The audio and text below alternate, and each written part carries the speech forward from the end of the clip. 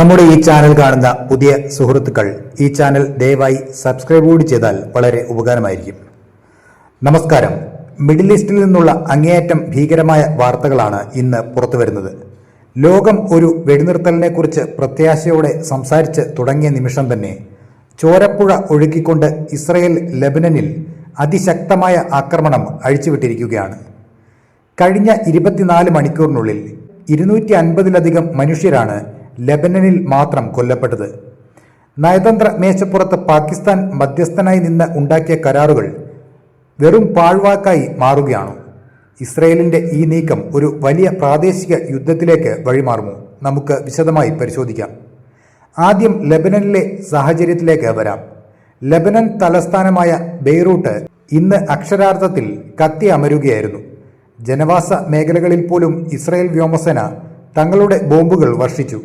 ഹിസ്ബുള്ളയുടെ കേന്ദ്രങ്ങളെ ലക്ഷ്യം വെച്ചാണ് ആക്രമണമെന്നാണ് ഇസ്രയേൽ അവകാശപ്പെടുന്നത് എങ്കിലും കൊല്ലപ്പെട്ടവരിൽ ഭൂരിഭാഗവും സാധാരണക്കാരാണ്. കെട്ടിടങ്ങൾ ഒന്നടങ്കം തകർന്നു വീഴുന്ന കാഴ്ചകളാണ് സോഷ്യൽ മീഡിയയിൽ നിറയുന്നത്. ഇസ്രയേൽ സൈനിക ചരിത്രത്തിൽ അടുത്ത കാലത്തുണ്ടായ ഏറ്റവും വലിയ സിംഗിൾ ഡേ എയർ സ്ട്രൈക്കുകളിൽ ഒന്നാണിത്. യുദ്ധം തുടങ്ങിയിട്ട് മാസം ഇത്ര കഴിഞ്ഞിട്ടും ലെബനന്റെ മണ്ണിൽ ഇസ്രയേൽ ഇത്രയും വലിയൊരു കൂട്ടക്കുരുതി നടത്തിയത് ആഗോളതലത്തിൽ വലിയ പ്രതിഷേധത്തിന് കാരണമായിട്ടുണ്ട്. ഇവിടെയാണ് ഏറ്റവും വലിയ രാഷ്ട്രീയ കളി നടക്കുന്നത്. അമേരിക്കയും ഇറാനും തമ്മിൽ ഒരു വെടിനിർത്തൽ കരാർ രൂപപ്പെട്ടിരുന്നു. ഇതിന് മധ്യസ്ഥത വഹിച്ചത് പാകിസ്ഥാനാണ്. 14 ദിവസത്തേക്ക് സമാധാനം നിലനിർത്തുക എന്നതായിരുന്നു ലക്ഷ്യം. പാകിസ്ഥാൻ വ്യക്തമാക്കിയത് ഈ കരാറിൽ ലെബനനും ഉൾപ്പെട്ടിട്ടുണ്ട് എന്നാണ്. അതായത് ലെബനന് നേരെയും ആക്രമണം ഉണ്ടാകില്ലെന്ന് ഉറപ്പുള്ളതുകൊണ്ടാണ് ഇറാൻ പിൻവാങ്ങിയത്. എന്നാൽ ഇസ്രായേൽ പ്രധാനമന്ത്രി ബെഞ്ചമിൻ നെതന്യാഹു ഇതിനെ പൂർണ്ണമായും തള്ളിക്കളഞ്ഞു.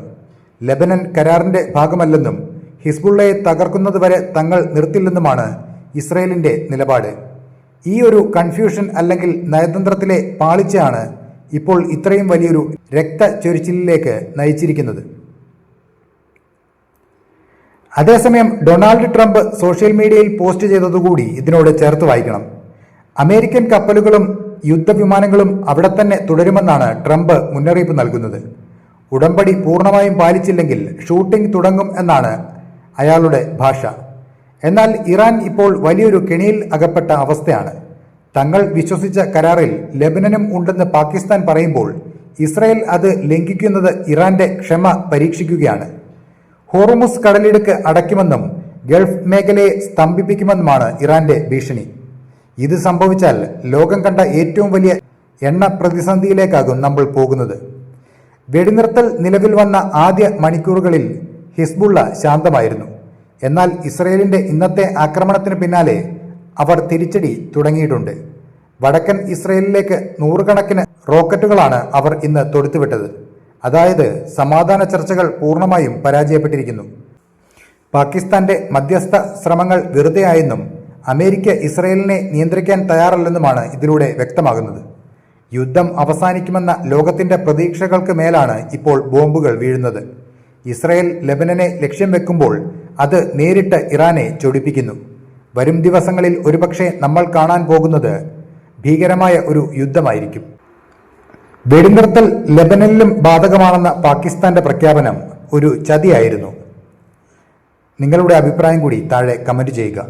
ഈ ചാനൽ സബ്സ്ക്രൈബ് ചെയ്യാൻ മറക്കരുത്. അപ്പോൾ മറ്റൊരു വാർത്തയുമായി വീണ്ടും കാണാം. നന്ദി.